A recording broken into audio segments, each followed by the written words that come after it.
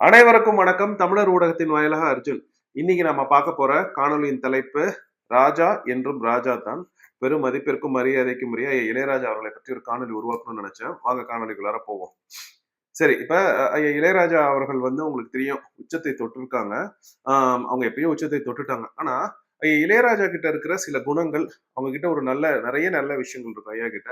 அதையும் அவங்களோட பாடல்களை பற்றி நான் பேசணும்னு நான் விருப்பப்பட்டேன்.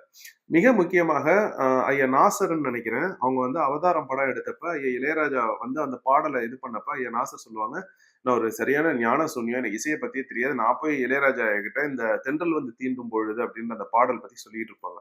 ஆனா உண்மையிலே என்ன அப்படின்னா, ஐயா நாசரை விட நான் மிகப்பெரிய ஞான சூனியம் கியூபு. நான் புரியுதா? எனக்கு இசை பற்றி அவ்வளவா எதுவுமே தெரியாது. சரணம் பல்லவி எனக்கு தெரியாது. அதனால நான் எனக்கு பிடித்த பாடல்கள் ஏன் அது பிடிச்சிச்சு அப்படின்ற மட்டும் தான் நான் இதுல பேச போறேன். ஐயா இளையராஜா ஐயாவோட இசையை விமர்சனம் செய்யறவருக்குலாம் பெரிய ஆளு கிடையாது நான்.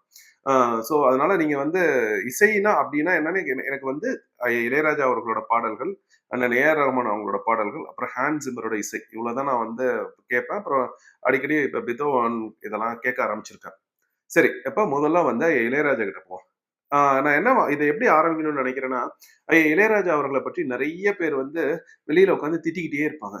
அவர் இப்படி நடந்துக்கிறாரு, அப்படி நடந்துக்கிறாரு அப்படின்னு. ஆனா எனக்கு ஐயா இளையராஜா கிட்ட ரொம்ப ரொம்ப பிடிச்சது என்ன தெரியுமா? இசையை தாண்டி அவங்க கிட்ட இருக்கிற ஒரு ஸ்வாக் அப்படின்னு சொல்லுவாங்க ஆங்கிலத்துல. இதுல தமிழ் எப்படி சொல்றது? தன் மேல் இருக்கிற நம்பிக்கை. அதுதான் ஐயா இளையராஜா கிட்ட எனக்கு ரொம்ப பிடிக்கும். எல்லாரும் சொல்லி திட்டிக்கிட்டு இருப்பாங்க. இல்ல, எனக்கு அது ரொம்ப பிடிக்கும். ஏன்னு நான் காரணம் சொல்றேன். எனக்கு பிடித்த 3 விளையாட்டு வீரர்களை நான் சொல்றேன். சரிங்களா? விளையாட்டுல ஈடுபட்ட 3 விளையாட்டு வீரர்கள். அவங்க 3 பேருகிட்டயுமே இந்த ஸ்வாக் அப்படின்றது இருக்கும். ஒருவேளை நம்ம கிட்ட இல்லாததுனால அத மத்தவங்க கிட்ட இருக்கிறப்ப நம்ம அத பார்த்து மகிழ்ச்சி அடைகிறோமா என்னன்னு தெரியல. முதல்ல எனக்கு பிடிச்சது கிரிக்கெட்டை பொறுத்த வரைக்குமே விவியன் ரிச்சர்ட்ஸ் அப்படின்ற ஒரு விளையாட்டு வீரர். வெஸ்ட் இண்டீஸை சேர்ந்தவர். அவரு பாத்தீங்கன்னு வச்சுங்களேன், ஆஸ்திரேலியால டென்னிஸ் லீ வேகமா ஓடி பந்த போடுவார். அவர் தலைக்கவசம் கூட அணிச்சிருக்க மாட்டாரு விவியன் ரிச்சர்ட்ஸ். பட போற மாதிரி போகும். ஆனா அதை பத்திலாம் கவலைப்படாம அந்த சூயிங்கம் அப்படியே வாயில மென்னுகிட்டே இருப்பாரு. அடுத்து டென்னிஸ் லிலி ஆஸ்திரேலியா மைதானங்கள் உங்களுக்கு தெரியும் எவ்வளவு பெருசா இருக்குன்னு. அந்த மைதானத்துல பந்த போட்டுட்டு திரும்புறதுக்குள்ளார இந்த ஆஃப் சைட்ல ஓவர் த டாப் 6 அடிப்பாரு. அப்ப பாத்தீங்கன்னா விவியன் ரிச்சர்ட்ஸ் கிட்ட ஒரு தனித்திறன் மாதிரி ஒண்ணு இருக்கும். நீ என்ன வேணாலும் போடு, நான் உன்னை விட பெரிய ஆட்டக்காரன் அப்படின்னு. அதனாலதான் எனக்கு அவரை மாதிரி ஒரு விளையாட்டு வீரனை நான் கிரிக்கெட்டை பொறுத்த வரைக்கும் நான் பார்த்ததே கிடையாது. அதே மாதிரி இப்ப குத்து சண்டையை பொறுத்த வரைக்கும் முகமது அலி. எனக்கு ரொம்ப பிடிக்கும் முகமது அலியை. ஏன்னா முகமது அலி ரொம்ப அறிவாளி, நல்லா பேசக்கூடிய ஆளு. ஆனா அவர் அறிவாளி மட்டும் இல்லாம குத்து சண்டையிலும் பெரிய ஆளா இருப்பாரு. அவர் பேசுறத அப்படியே அவரால் செஞ்சு காமிக்க முடியும். அப்ப தன்னால என்ன முடியும் அப்படின்னு அவருக்கு அந்த திறமை இருக்கு. அந்த திறமை எனக்கு இருக்கு, இதை நான் பேசுறேன், இதை நான் செய்யறேன் அப்படின்னு அதை செய்யறாரு பாருங்க. அதனால எனக்கு முகமது அலியை பிடிக்கும். அதே மாதிரி மைக்கேல் ஜார்டன். சிறு வயதுல இருந்து மைக்கேல் ஜார்டன் பைத்தியம் தான். சரிங்களா? அப்ப காலைல 4:30 மணிக்கு உட்காந்து ஏஞ்சி பாஸ்கெட் பால் பார்த்துக்கிட்டு இருப்போம் அப்பெல்லாம், மைக்கேல் ஜார்டன் விளையாண்ட காலத்துலலாம். அப்ப மைக்கேல் ஜார்டன் கிட்ட பிடிச்ச விஷயம் என்னன்னா, அவரை யாரையாச்சும் உன்னால இது முடியாதுன்னு சொல்லிட்டாங்கன்னா அவர் சொல்லுவாரு, நான் காத்துக்கிட்டு இருப்பேன், யாராச்சும் என்ன யாராச்சும் இப்படி சொல்றாங்களா அப்படின்னு. அவன் சொன்ன உடனே அவனுக்கு முன்னாடி வெற்றி பெறணும் அப்படின்னே நான் வேலை செய்வேன், கடுமையா உழைப்பேன், நான் வெற்றியும் பெறுவேன் அப்படின்னு சொல்லுவார். அப்ப இந்த 3 பேர்கிட்டையும் பாத்தீங்க அப்படின்னா இந்த ஸ்வாக் அப்படின்றது இருக்கும். அதுதான் என் இளையராஜா கிட்ட இருக்கு.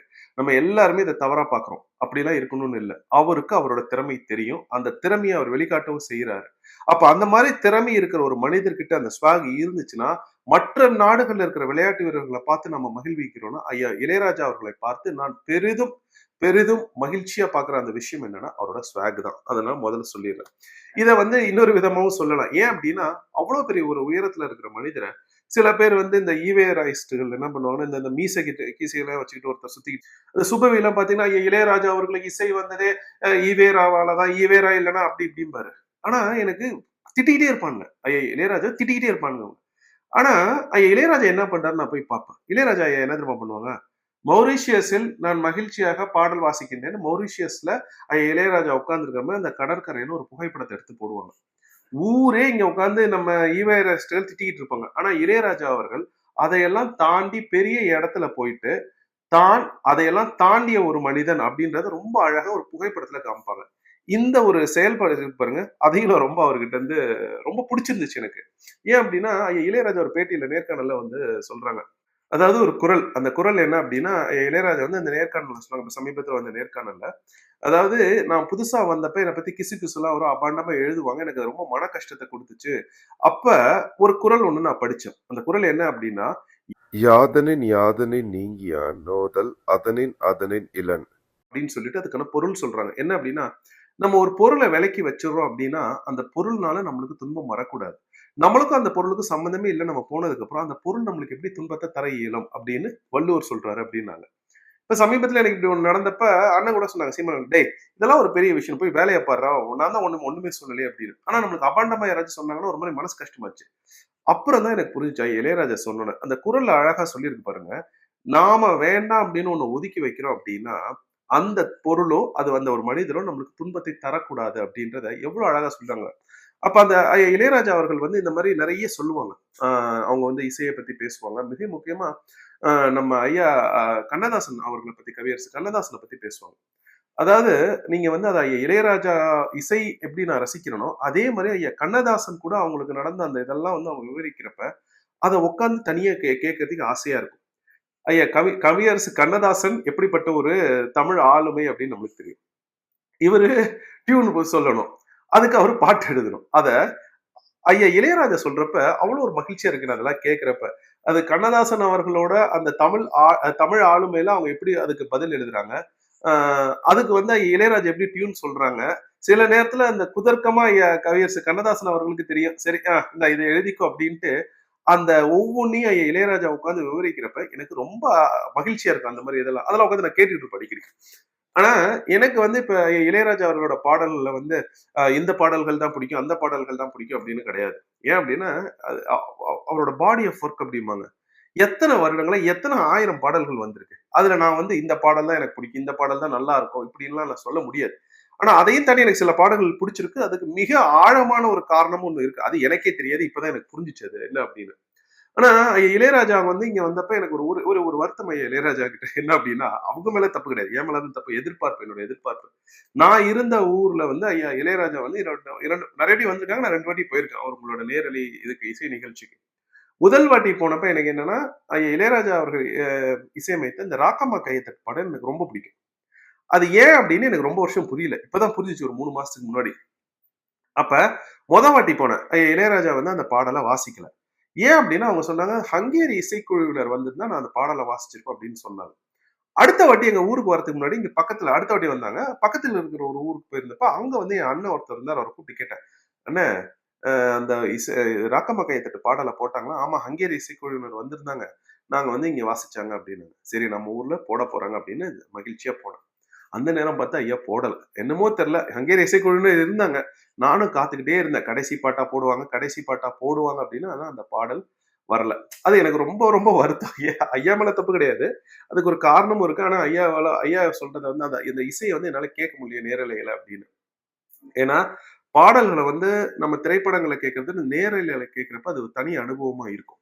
அப்ப எனக்கு எதுக்காக இந்த ராக்கம கைதட்டு பாடல் புடிச்சிருந்துச்சு அப்படின்னா, அதுக்கு ரொம்ப ஆழமான ஒரு காரணம் இருக்கு. நானும் வந்து அத தேடணும் அப்படின்னு நான் விருப்பப்பட்டேன். சரி ஒரு 3 மாசத்துக்கு முன்னாடி முதல்ல அந்த "குடித்த புருவமும்" அப்படின்ற அந்த பாடல் வந்து தேவார பாடல்ன்னு எனக்கு தெரியாது. எனக்கு அந்த பாடல் வந்து எனக்கு வந்து இந்த அழகிய மலர்களை எடுத்து ஒண்ணா ஒரு மாலைய கட்டுனாங்கன்னா எப்படி இருக்குமோ, அந்த மாரி இருக்கும் அந்த பாடல். ஏன் அப்படின்னா, அந்த பாடல் ஆரம்பிக்குது இந்த வெஸ்டர்ன் இதுல ஆரம்பிக்கும். இல்லையா? ரஜினிகாந்த் அப்புறம் ஒரு நடிகை ஒருத்தவங்க ஆடுவாங்க. நடுப்புற இது வந்து தமிழ் உள்ளார வரும். தேவார பாடல். சரியா? இந்த தேவார பாடல் உள்ளார வந்தோனே, அது அப்படியே மாறிடும். அதாவது இந்த இசையே மாறிடும். இசை மாறி முடியிறப்ப பார்த்தீங்கன்னா, இது அந்த வெஸ்டர்ன் இசையும் இருக்கும். இதுவும் இருக்கும். தேவார இசையும் இருக்கும். அப்ப ஒரு கதம்ப மாலை மாரி, ஒரு அழகான மாலை மாரியும், பல்வேறு வண்ண பூக்களால் தொடுக்கப்பட்ட மாலை மாரி, ஒரு மெட்லி அப்படின்னு சொல்லுவாங்க அத. அந்த மெட்லி பாடல்கள் எனக்கு ரொம்ப பிடிக்கும். ஏன்னா, நான் மெட்லி பாடல்கள் நெறைய கேட்டுட்டு இருப்பேன் உட்கார்ந்து. எனக்கு ஒரே ஒரு இசைக்கோர்வை மாரி, ஒரே மாரி இல்லாம, பல்வேறு இசைக்கோர்வைகள சேர்க்கிறப்ப எனக்கு அது பிடிக்கும். அதனால எனக்கு இந்த பாடல் புடிச்சிருந்துச்சு அப்படின்னு நான் நெனச்சேன். ஆனா, அது காரணம் இல்ல. என்ன காரணம்னா, அந்த அதுவும் ஒரு காரணம். ஆனா, அதுல வந்து இந்த தேவார பாடல் வந்துச்சு. சரி தேவாரம் வந்திருக்குடா, அதனால தேவாரம் நம்ம படிக்கிறது. சரி அதனால இதெல்லாம் நம்மளுக்கு பிடிச்சிருக்கும் அப்படின்னு நெனச்சுட்டு, அதுதான் நெனச்சுக்கிட்டு இருந்தேன். ஆனா, அந்த தேவாரம் பாடல் யார் எழுதுனது அப்படின்னு நான் போய் பார்த்தேன். அந்த பாடலை எழுதியவர் திருநாவுக்கரசு நாயனாரான அப்பர் சுவாமிகள் எழுதியிருக்காங்க. இப்போ உங்களுக்கு இது நான் சொல்றது புரியாது. என் வேரில் வந்து அந்த இது இருக்கிறதுனால எனக்கு அந்த பாடல் புடிச்சுச்சு. அந்த அப்பர் எழுதியிருக்காரு. ஏதோ ஒரு விதத்துல அந்த பாடல் நம்மளுக்கு பிடிக்குது. அது ரொம்ப சின்ன வயசுல இருந்தே எனக்கு அந்த பாடல் பிடிக்குது. அது வயசாக வயசாக நம்மளுக்கு அந்த பாடல் நம்ம உள்ளார இது பண்றப்ப, ஏன் இந்த பாடல் மட்டும் இவ்வளவு பிடிச்சிருக்கு அப்படின்னு தேடல நம்ம கிட்ட இருந்து ஆரம்பிக்கிறோம். அதற்கான விடை வந்து அது அப்பர் சுவாமிகள் எழுதிய பாடல். அது ஐயா இளையராஜா கூட இப்போ ஒரு ஒரு 2, 3 வாரத்துக்கு முன்னாடி ஒரு நேர்காணல்ல சொல்லியிருந்தாங்க. ஆனா உண்மையிலேயே அந்த பாடல அது அப்பர் சுவாமிகள் பாடலா தேர்ந்தெடுக்க வைத்தது இறைவன் தான். அப்ப அந்த பாடல நீங்க பார்த்தீங்க அப்படின்னா, இப்ப "ராக்கம்மா கையத்தட்டு" பாடல் வந்து இப்ப இத எப்படி பார்க்குறது அப்படின்னா, அந்த பாடல் ஆரம்பிக்கும். அந்த வெஸ்டர்ன் இசையில ஆரம்பிக்கும். அந்த வெஸ்டர்ன் இசையில ஆரம்பிச்சு, அது வந்து அப்படியே போயிட்டே இருக்கும். ரஜினிகாந்த் அவங்கலாம் நடனம் ஆடுவாங்க. அத எடுக்கப்பட்ட விதமும், அந்த ஒலி வாங்கி சந்தோஷ் சிவனோட ஒலி வாங்கி நல்லா இருக்கும். அந்த பாடல் வந்துகிட்டே இருக்கிறப்ப, இப்ப சோபனா உள்ளார வருவாங்க. இப்ப சோபனா உள்ளார வரப்ப, அவங்க வந்து ஒரு பார்ப்பன பெண்ணா உள்ளார வருவாங்க. அக்ரஹாரத்துல வளர்ந்த ஒரு பெண்ணு. தமிழ் பாடல், அந்த தேவார பாடல்ல பாடிட்டு உள்ளார வராங்க. அவங்க உள்ளார வரப்ப, அந்த இசை மாறுது. உள்ளார வராங்க. நீங்க பார்த்தீங்க அப்படின்னா, அந்த இசை கொஞ்ச நேரம் வரும். அப்படியே அந்த தமிழ் இசை மாரி வரும். வந்துட்டு திரும்ப ஐயா ரஜினிகாந்த் வந்து இப்டி இப்டி கையில சொடுக்கிக்கிட்டு சோபனாவ பார்க்க ஆரம்பிப்பாங்க. சரிங்களா? இப்ப இதுல நான் உங்களுக்கு சொல்றேன் பாருங்க. ஐயா ரஜினிகாந்த், சோபனா அவங்க ஆ எ எ இந் இந்த இதுல போயிட்டு இருக்கிறப்ப, சோபனா அவங்களுக்கு வந்து என்ன அப்டின்னா, ஐயா ரஜினிகாந்த் நேரா பார்ப்பாங்க. சோபனாவ புடிச்சிருக்கு. ரஜினிகாந்த் தன் கண் பார்வையிலே அத சொல்லிடுவாங்க. ஆனா சோபனாக்கு ஒரு கஷ்டமான ஒரு சூழ்நிலை. ஏன்னா, ஒரு பார்ப்பன பெண்ணா இருந்துட்டு, ஒரு பையன வந்து பார்க்கணும். அக்ரஹாரத்துல வளர்ற பொண்ணு எப்படி அப்படின்றதுனால, அவங்க வந்து அந்த பாடல்ல பார்த்தீங்கன்னா, அது ரொம்ப அழகா வச்சிருப்பாங்க. அதாவது அவங்க கண்ணு போகும் ரஜினிகாந்த் கிட்ட. திரும்ப கீழ வரும். கண்ணு போகும். திரும்ப கீழ வரும். அப்ப சோபனாக்கு பிடிக்குதுன்றத வெளிப்படையாவும் சொல்ல முடியல. ஆனா பிடிச்சிருக்கு அப்படின்றத ரொம்ப இயல்பா அதுல வச்சிருப்பாங்க. அந்த பாடல் ஓடிக்கிட்டு இருக்கிறப்ப, இப்ப அந்த "ராக்கம்மா கைய அப்படின்னு அந்த இது போயிட்டே இருக்கும். பின்னாடி அந்த அப்படின்னு அந்த ஹம்மிங். அந்த தேவார பாடலோட ஹம்மிங்கும் போயிட்டு இருக்கும். இப்ப இதுல பார்த்தீங்கன்னா, இந்த எல்லா கோர்வையும் நீங்க பார்த்தீங்கன்னா, ஐயா ரஜினிகாந்த், சோபனா, ஐயா எஸ்பிபி, அம்ம ஸ்வர்ணலதா அவங்க, சந்தோஷ் சிவனோட ஒலிவாங்கி, ஐயா மணிரத்னம். இவங்க எல்லாருமே அந்தந்த துறைகள்ல பெரிய ஆட்கள். இல்லையா? இப்ப நம்ம அத இல்லன்னு சொல்ல போறதில்ல. ஆனா, இவங்க எல்லோரையும் இணைக்கிற மாரி அங்க என்ன இருக்கும் அப்டின்னா, ஐயா இளையராஜாவின் இசை இருக்கும். அந்த இடத்துல எனக்கு என்ன பாடல் அடிக்கடி கேட்கும்னா, ராஜா, ராஜாதி ராஜநந்தன் ராஜா அப்டின்னு அக்னி நட்சத்திர இளையராஜா பாட்டு இருக்கும்ல. இந்த இவ்ளோ ஸ்டால்வர்ட்ஸ் எல்லாரையும் இணைக்கிறதுக்கு தன்னால் மட்டுமே முடியும் அப்படின்னு ஐயா இளையராஜா அந்த இசையை அமைச்சாங்களோ அப்படின்னு எனக்கு நிறைய வாட்டி தோணுது. அந்த எங்க அதாவது இந்த பாடலை நான் எப்படி என் பசங்க நான் அடிக்கடி இந்த மகிழுந்துல போறப்ப இந்த பாடலை கேட்டு போறப்ப என் பசங்க எல்லாருமே ஜாங்கு ஜக்கு பாடல் தான் சொல்லுவாங்க. என் 2 பசங்களுமே வந்து அப்பா ஜாங்கு ஜக்கு பாடல் போடுங்கப்பா, ஜாங்கு ஜக்கு பாடல்கள் போடுங்கப்பா அப்படின்னு. அப்ப அவன் தமிழ்நாட்டுல பொறக்கல. வெளிநாட்டுல பொறந்திருந்தாலும் அந்த இசை அவனை போய் சேருது. அப்ப பாருங்க, எந்த அளவுக்கு அந்த அந்த அந்த அந்த ஒரு பாடல வந்து நான் ரொம்ப அடிக்கடி வியந்து கேட்கிறது. அப்பதான் எனக்கு புரிஞ்சுச்சு, நம்ம வேர்ல அப்பர் இருக்கிறதுனால தான் நம்மளுக்கு இந்த பாடல் புடிச்சுச்சு அப்படின்னு. அத பத்தி பேசுவோம். இப்ப இது மாரி ஏகப்பட்ட பாடல் இருக்கு இளையராஜாவோட பாடல். இப்ப சத்யால வலையோசை அப்படின்னு ஒரு பாடல் இருக்கும். அத நான் சொல்றதா? இல்ல நம்ம அண்ணன் பாலா. பாலா வந்து ஒரு மகத்தான திரைக்கலைஞன். பாலா அண்ணன் வந்து ஒரு மகத்தான திரைக்கலைஞர். சில பேர் சொல்றாங்க, நீங்க கிறிஸ்டோபர் நோலன் அதெல்லாம் டீகோட் பண்றீங்க. பண்ணுவோம். எனக்கு நேரம் இல்லாம நான் இது பண்ணிக்கிட்டு இருக்கேன். என்னன்னா, அதுல வந்து பிதாமகன்னு ஒரு படம். அந்த மாரி படம்லாம் வேற யாராலயுமே எனக்கு தெரிஞ்சு இந்தியால யாருமே எடுக்க முடியாது. பிதாமகன் மாரி ஒரு படமோ, இல்ல நான் கடவுள் மாரி ஒரு படமோ எடுக்க முடியாது. அந்த படத்துல ஒரு பாடல் வரும். "இளங்காற்று வீசுதே" அப்படின்னு.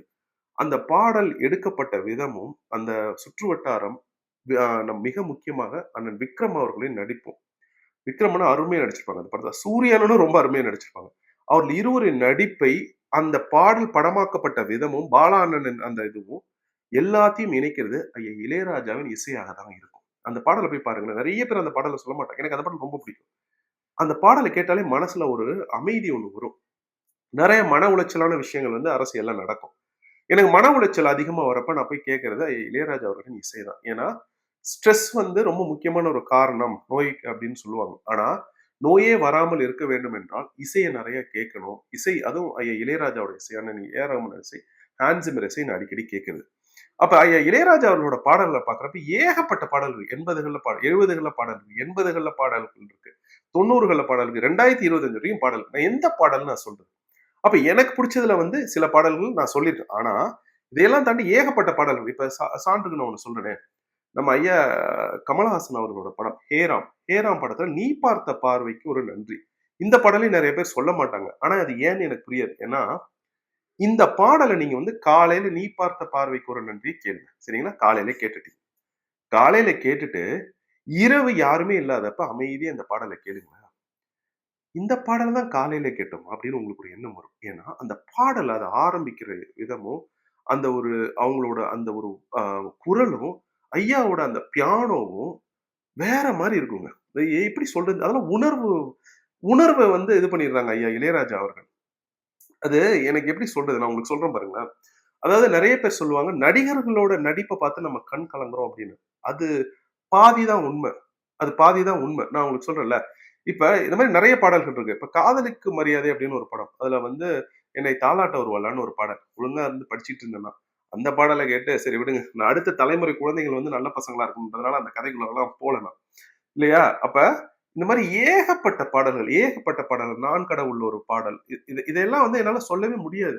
ஆ எனக்கு சில நேரங்கள்ல நான் என்ன நெனைப்பேன்னா, ஐயா பாடல தவிர ஐயாவோட பின்னணி இசை. ஏன்னா இளையராஜாவோட நான் அதிகமா கேட்கிறது வந்து பாடல்கள் கூட கேட்க மாட்டேன் இளையராஜாவோட பாடல்கள்.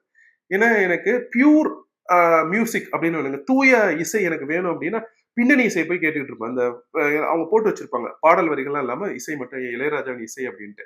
அத மட்டும் உட்கார்ந்து கேட்பேன். இப்ப நான் ஹான்ஸ் சிம்மர் பத்தி ஒரு இடத்துல சொல்லியிருந்தேன். இன்டர்ஸ்டெல்லர் காணொலியில சொல்லியிருந்தேன்.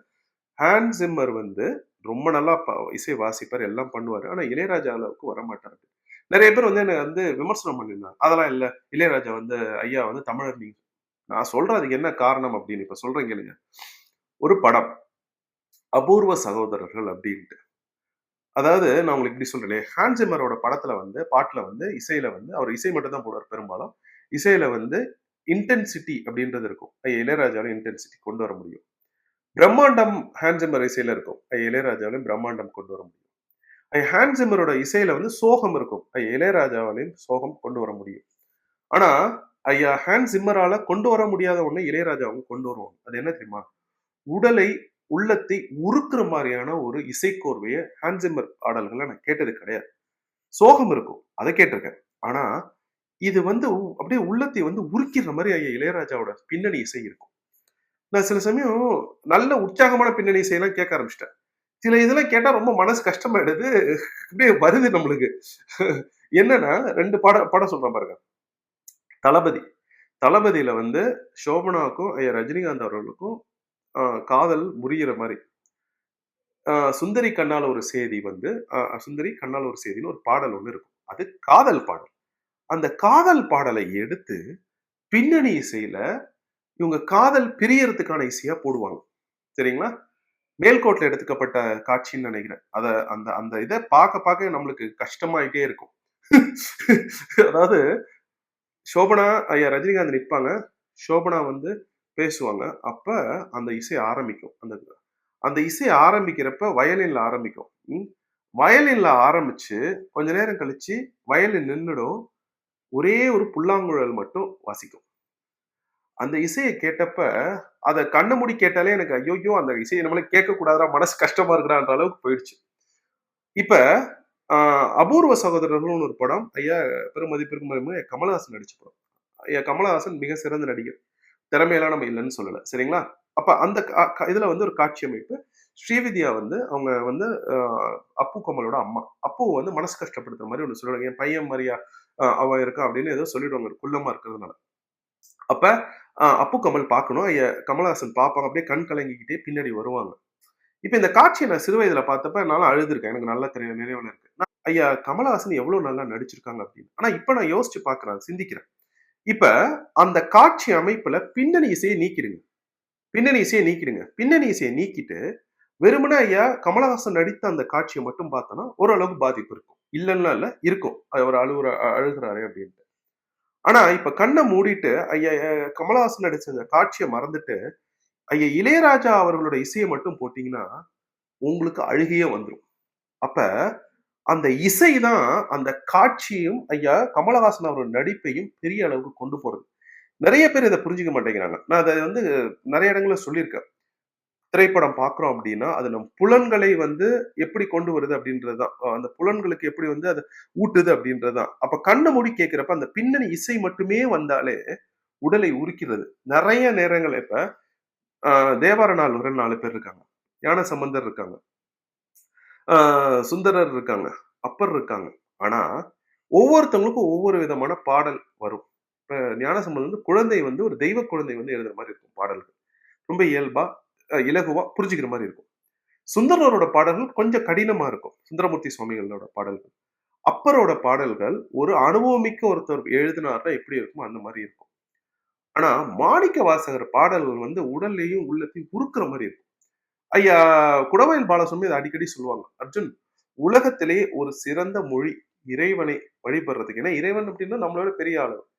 அவர வழிபட்டு, அவரோட உடலையும், அவரோட உள்ளத்தையும் உருக்கணும் அப்படின்னா, தமிழ் மொழி தான் அர்ஜுன் அப்படின்னு சொல்லுவாங்க. வேற எந்த மொழியுமே கிடையாது. வடமொழி கூட இறைவனுக்கு கட்டளையிடுற மாரி இருக்கும். ஆனா தமிழ் மொழி தான் அப்படியே உடலை உருக்கிடும் அப்படிம்பாங்க. ஐயா இளையராஜாவின் பின்னணி இசை அததான் பல இடத்துல பண்ணிடுது. நான் சில இடங்கள்லலாம் அந்த பாடல வந்து தவிர்த்துடுறேன். அந்த தளபதி பேக்கிரவுண்ட் மியூசிக்லாம் நான் கேட்கறதே கிடையாது. ஐயோ! அத கேட்டா அப்புறம் ரொம்ப மனசு கஷ்டமாயிடுது அப்படின்றதுனால அந்த இசைய நான் தவிர்த்துருவேன். அப்படியே எப்படி சொல்றதுன்னு எனக்கு தெரியல. அந்த உணர்வுகள எப்படி சொல்றதுன்னு எனக்கு தெரியல. நான் தான் சொல்றேனே அத கேட்கறத கொஞ்ச நாளைக்கு நிப்பாட்டி வச்சிருக்கேன். ஒரு புத்துணர்ச்சியா என்னென்ன இசை வருதோ அதெல்லாம் கேட்கலாம் அப்படின்னு. இப்ப அ ஒ நான் நெறைய இடங்கள்ல இத சொல்லியிருக்கேன். இத சொல்லியிருக்கேனா என்னன்னு தெரியல. நான் சொல்றேன் பாருங்க. ஒரு ஒரு கரு ஒரு ஒரு எண்ட் ப்ராடக்ட் அப்படின்னு சொல்றாங்கல்ல. இப்போ ஒரு குழந்தைய பார்க்குறோம். இந்த குழந்தைய பார்த்தோனே நம்ம சொல்லணும், "ஏய் இந்த குழந்தைக்கு வந்து இவர் தான்டா அப்பாவா இருப்பாங்க" அப்படின்னு. இல்லையா? அந்த மாரி வந்து சில இடங்கள்ல இருக்கும். ஒரு படம் சரிங்களா? ஒரு திரைக்கலைஞனோட மகத்தான சாதனை என்னன்னு நான் நினைக்கிறேன்னா, ஒரு படம். அந்த படத்த நான் பார்த்துக்கிட்டு இருந்தேன். அந்த படத்த வந்து நான் தலைப்பு பார்க்கல. குற்றமே தண்டனைன்னு ஒரு படம். அண்ணன் மணிகண்டன் அவங்க இயக்கிய படம். எனக்கு மணிகண்டனோட படங்கள் எல்லாமே பிடிக்கும். அருமையா எடுப்பாங்க. கடைசி விவசாயியுமே அருமையா எடுத்திருந்தாங்க. ஆகச்சிறந்த படம் கடைசி விவசாயி. அந்த படம் குற்றமே தண்டனை போகுது. படம் போயிட்டு இருக்கிறப்ப பின்னணி இசை வருது. பின்னணி இசை வந்தோனே, என்னடா இந்த இசைய நம்ம எங்கேயோ கேட்டுருக்கோமே! அதாவது ஏதோ ஒரு ஒரு தாய்ப்பால வந்து நம்ம பருகுற மாரி இருக்கு அந்த இசைய கேட்கிறப்ப, பின்னணி இசைய கேட்கிறப்ப. இந்த இசை வந்து உறுதியா இளையராஜாவோட இசையா தானே இருக்கும் அப்டின்ட்டு, படம் முடிஞ்சோனே நான் போய் பார்த்தா, அது ஐயா இளையராஜா தான் இசையமைச்சிருக்காங்க. அப்ப அவங்க தான் இசையமைச்சாங்கன்னு எனக்கு தெரியாது. ஆனா, அந்த இசைய கேட்டோனே எனக்கு அது தெரிஞ்சு, அது ஐயா இளையராஜா அவர்களின் இசைடா அப்டின்னு. இதைத்தான் 2 திரைக்கலைஞர்கள் கிட்ட இத நான் பார்த்துருக்கேன். ஒண்ணு ஐயா இளையராஜா, இன்னொன்னு அண்ணன் மிஷ்கின் அவங்க. மிஷ்கின் அண்ணனோட படைப்புகள பார்த்தா, நம்ம சொல்லிடலாம். இது அண்ணன் மிஷ்கினோட படைப்புடா. அவங்க தான் இது மாரிலாம் எடுப்பாங்க அப்படின்னு. ஏன்னா, அவங்களுக்குன்னு ஒரு தனித்துவம் இருக்கும். ஒரு திரைக்கலைஞன், ஒரு கலைஞனோட மிக முக்கியமானது, அந்த படைப்ப பார்க்கிறப்ப, இவர் தான்டா அதை பண்ணியிருப்பார்ன்னு சொல்லணும். அது மிஷ்கின் அண்ணனுக்கும் நான் பார்த்திருக்கேன். இளையராஜா அவங்களுக்கும் நான் பார்த்திருக்கேன். இப்ப இது இல்லாம ஐயா இளையராஜா அவங்கள பத்தி பேசுறப்ப, எனக்கு ஐயா மணிரத்னத்த பத்தியும் பேசணும் அப்படின்னு ஒரு ஆசை. என்ன அப்படின்னா, அ பல்லவி, அனுபல்லவி அப்படின்னு ஒரு கன்னட படம். அதான் ஐயா மணிரத்னம் இயக்கிய முதல் படம். அந்த படத்தையும் நான் உட்கார்ந்து பார்த்துட்டு இருந்தேன். அந்த படத்துல வந்து ஒரு பாட்டு, "நகுவோ" அப்படின்னு ஒரு பாட்டு. ரொம்ப அழகான ஒரு பாட்டு. அந்த பாட்ட நீங்க கேட்டாலே உங்களுக்கு ரொம்ப பிடிச்சிரும். அது மொழியெல்லாம் இல்ல. கன்னடம் வந்து தமிழ் மாரி தான் இருக்கும் அப்படியே கேட்கறதுக்கு. நெறைய பேர் சொல்லுவாங்க, மலையாளம் வந்து தமிழ் மொழி மாரி இருக்குன்னு. என்ன பொறுத்தவரைக்கும் நான் தனிப்பட்ட முறையில கன்னட படங்கள் பார்க்குறப்ப எனக்கு கன்னட மொழி, அவங்க பேசுற அந்த இதெல்லாம் வந்து தமிழ் மொழியோட இது பண்ற மாரி நெறைய இருந்திருக்கும். கன்னடம் தான் எனக்கு வந்து ரொம்ப தொடர்பா படுத்தி பார்க்க முடியுது. நம்ம தென்னிந்திய மொழிகள்ல தமிழுக்கு கிட்டக்க இருக்கிற மாரி. அந்த படத்துல வந்து ஒரு பின்னணி இசை ஒண்ணு வரும். நம்ம எல்லாருமே அந்த பின்னணி இசைய வந்து ரொம்ப அருமையா இருக்கு, ரொம்ப அருமையா இருக்கு, ரொம்ப அருமையா இருக்கு தமிழ் படங்கள்ல சொல்லிக்கிட்டு இருப்போம். ஆனா, அது பல்லவி அனுபல்லவில இளையராஜா அவர்கள் போட்ட படம். அந்த படத்துல வர அந்த பின்னணி இசை வந்து வேற மாரி இருக்கும். அந்த பின்னணி இசை நீங்க பல்லவி, அனுபல்லவி, பிஜிஎம்ன்னு அடிச்சீங்கனாலே வரும்னு நான் நெனைக்கிறேன். இதுல என்னன்னா, மணிரத்னம் அவர்களோட காம்பினேஷன். இந்த மாரி நீங்க பார்த்தீங்கன்னா, இளையராஜா அவர்களோட காம்பினேஷன்ஸ் வந்து சில நேரங்கள்ல ரொம்ப அழகா இருக்கும். ஆ ஐயா இளையராஜா, ஐயா பாரதி ராஜா, ஐயா இளையராஜா, ஐயா மகேந்திரன், ஐயா இளையராஜா, ஐயா பாலு மகேந்திரா, ஐயா இளையராஜா, அ நம்ம ஐயா மணிரத்னம், ஐயா இளையராஜா, அதுக்கப்புறம் நம்ம ஐயா பாலச்சந்தர், ஐயா இளையராஜா, பாலா அண்ணன். இந்த மாரி ஏகப்பட்ட நல்ல நல்ல இயக்குனர்களோட அவங்களுக்கு அந்த ஒரு இளையராஜா கிட்ட இருந்து அது வாங்குறப்ப, அந்த பாடல் எடுக்கப்படுகின்ற விதமும், அவங்க அந்த பின்னணி இசைய அவங்க அவங்ககிட்ட இருந்து வாங்குற விதமும் வந்து இந்த காம்பினேஷன் வந்து ரொம்ப நல்லா இருக்கும். நான் வந்து நெறைய நேரங்கள்ல நினைப்பேன், அ இன்டர்ஸ்டெல்லார் படத்துக்கு ஐயா இளையராஜா வந்து எப்படி இசையமைச்சிருப்பாங்க? இளையராஜாட்ட போய் என்ன சொல்லுவேன்னா, பிரபஞ்சம், அண்டவெளி, திருமூலர், திருமந்திரம். இதுதான் அப்படின்னு சொல்லிட்டு அவங்க எப்படி இசையமைப்பாங்கன்னு இருக்காங்க. ஏன்னா, இன்டர்ஸ்டெல்லாருக்கு அப்படிதான் இசையமைச்சாங்க. கிறிஸ்டோபர் நோலன் போயிட்டு ஹான்ஸ் ஜிம்மர் இப்படிதான் சொன்னாரு. அவர் இசையமைச்சதுக்கு அப்புறம் தான் ஒரு படத்தை நான் போய் எடுக்கிறேன் அப்படின்னு எடுக்கிறாரு. அப்ப இந்த மாதிரி ஒரு இதை வந்து ஐயா கிட்ட சொன்னா எப்படி இருப்பாங்க, ஐயா வந்து இன்டர்ஸ்டெல்லாருக்கு எப்படி இசையமைச்சிருப்பாங்க அப்படின்னு நான் நிறைய நேரம் சிந்திப்பேன். ஏன் தெரியுமா, இந்த பிரபஞ்ச இசை இவங்க எல்லாம் சொல்றாங்களே ஈவேராயிஸ்டுகளா, கடவுளே, இளையராஜாவே சொன்னாங்க, ஹார்மோனிய பெட்டியை வச்சுட்டு நான் இரவு முழுக்க வாசிச்சேன், அந்த மாதிரி வாசிக்க வாசிக்க வாசிக்கதான் எனக்கு இசை வந்துச்சு அப்படின்னு எங்க ஊர்ல வந்து அவங்க நேரலையில பேசினப்பயே அவங்க சொல்லியிருக்காங்க. அப்ப அந்த இசை அப்படின்றது திருநீலகண்ட யாழ்ப்பாணரோட இசை. மதங்க சூளாமணியாரும் திருநீலகண்ட யாழ்ப்பாணரும் முதல்ல தேவாரம் திருவாசகம் பாடினப்ப திருநீலகண்ட யாழ்ப்பாணர் என்ன இசை அமைச்சிருப்பாரோ பண்ணிசைய தமிழ் இசையில அதைதான் என் இளையராஜா வாசிக்கிறாங்க அப்படின்னு நான் தனிப்பட்ட முறையில நம்புறேன். அந்த மரபணுவில் வந்த இசையை வந்து வேற யாராலையும் கொடுக்க முடியாது. இப்ப இது எப்படி சொல்றதுன்னா, நான் உங்களுக்கு சொல்றேன் பாருங்க. இளையராஜா அவர்கள் வந்து கிரேட்டஸ்ட் கம்போசர்ன்னு நான் நினைக்கிறேன். Nothing but when composers breath அப்படின்னு அவங்களோட இதுல வந்து இருக்கு. அவங்களோட வலையொலியில யூடியூப்ல இருக்கும். இதை உட்காந்து நான் கேட்டுட்டு இருந்தேன். இது கேட்டுட்டு இருந்தப்ப 10:39 வரைக்கும் நான் கேட்டுட்டு இருக்கேன். 10:39 வரைக்கும் இசை இப்படி போயிட்டு இருக்கு. திடீர்னு ஒரு நோட்டுலப்பா 10:40க்கு இசையே வேற மாதிரி மாறுச்சு. அந்த டிரான்சிஷன் சொல்லுவாங்க. ஒரு இதுல இருந்து இசைக்கோர்வையில இருந்து இன்னொரு இசைக்கோர்வைக்கு போறது. இந்த இசைக்கோர்வையில இருந்து அவங்க இந்த இசைக்கோர்வைக்கு மாத்துறப்ப உங்களால நம்பவே முடியாது. நீங்க கண்டே பிடிக்க முடியாது. நான் அதை 2, 3 வாட்டி உட்காந்து கேட்டேன். எங்கடா இது மாறுது அப்படின்னு. அந்த இசைக்கோர்வை 10:39 வரைக்கும் அந்த இதுல போய் பாத்தீங்கன்னா nothing but when composers breath அப்படின்னு இருக்கும். அதுல போய் பாத்தீங்கன்னா 10:39 ஒண்ணு மாறும்பா. 10:39 மாறுறது வேற மாதிரி இசை இருக்கும். சரி, நான் 10:39 கேட்டுக்கிட்டு இருக்கேன். 10:39 இருந்து கேட்டுக்கிட்டு இருந்தப்ப 11:45 இருந்து 11:46, அதாவது இந்த நேர மணித்துளிகள்ல ஒரு இடைவெளியில ஒண்ணு மாறுது. மாறிட்டு மிரட்டுற மாதிரி ஒரு இசை வருது. என்னால என்னால இது என்னால எனக்கு வந்து இதை புரிஞ்சுக்க முடியல. எப்படி இவ்வளவு அறிவு, இவ்வளவு ஞானம் ஒரு மனிதனுக்கு இருக்க முடியும்னு என்னால புரிஞ்சுக்க முடியல. எனக்கே புரியல. ஐயா சொல்றாங்க, அது இறைவன் கொடுக்குற மாதிரிதான் எனக்கும் படுது. ஏன்னா இந்த இசையெல்லாம் நம்ம கேட்கிறப்ப அது இந்த மாதிரி காம்போசிஷன் நான் தான் சொல்ல, இசை எல்லாரும் பண்ணுவாங்கப்பா. மியூசிக் டைரக்டர் ஆவாங்க, அங்க இருந்து சில பாடல்கள் எடுத்து இங்க இருந்து சில பாடல்கள் எடுத்து போடுவாங்க. நம்ம தான் பார்த்திருக்கோமே நம்ம ஆட்களை. ஆனா இந்த மாதிரி ஞானத்தினால் வருகின்ற இசை இருக்கு பாருங்களேன், அது அது வேற மாதிரி இருக்குப்பா. அது வேற மாதிரி இருக்கு. நான் இளையராஜா அவங்ககிட்ட ஒரே ஒரு வேண்டுகோள் மட்டும் வைக்கிறேன். என்ன தெரியுமா அந்த வேண்டுகோள்? அதாவது நீங்க வந்து ஒரு சுயம்பு ஐயா. உங்களுக்கு தெரியும். நீங்க வந்து ஒரு சுயம்பு. நீங்க நேரம் உணர்ந்திருப்பீங்க. எப்பயோ நீங்க உணர்ந்திருப்பீங்க. இறையருள் பெற்றவர். இறைவன் உங்க வாழ்க்கையில எல்லா இடத்துலயும் இருக்காங்க அப்படின்னு. ஆனா, எனக்கு என்ன அப்படின்னா, ஒரே ஒரு வேண்டுகோள் தான். நீங்க ஒரு பெரிய இடத்துல இருக்கீங்க. சரிங்களா? நான் ஒரு சாமானிய மனிதன். எனக்கு வந்து அடுத்த தலைமுறை தமிழர்களும், தமிழ்நாட்டில் இருக்கும் குழந்தைகளும் நல்லா இருக்கணும்னு ஒரு விருப்பம் இருக்குது. அப்ப நீங்க இந்த சிம்பனி, இந்த வேலைகள்லாம் உங்களுக்கு முக்கியமான வேலைகள் இருக்கு. இதெல்லாம் முடிச்சு குடுத்ததுக்கு அப்புறம், நீங்க வந்து அடுத்த தலைமுறை தமிழர்கள் நல்லா இருக்கணும் அப்படின்றதுக்காக, இந்த தேவாரம் பாடலுக்கு நீங்க மட்டும் தான் இசையமைக்க முடியும். அது உங்களால மட்டும் தான் முடியும். உங்கள தவிர வேற யாராலயும் முடியாது. இனிமேல அப்படி ஒருத்தர் பொறப்பாரா உங்கள மாரி அப்படின்னு கூட எனக்கு தெரியாது. இத வந்து நான் வந்து உங்ககிட்ட ஒரு வேண்டுகோளா வைக்கிறேன். சீமான் என்ன நான் சொல்லியிருந்தேன்னா, அடுத்த தலைமுறை குழந்தைகள் தமிழ்நாட்டு நல்ல பசங்களா இருக்கணும் அப்படின்னா, தமிழ் போய் எல்லா இடத்துலயும் சேரணும்னா, அதுக்கு நீங்க தான் தேவன். அதே மாரி உங்களின் பங்கு அதுல இருக்குங்கய்யா. ஏன் தெரியுமா?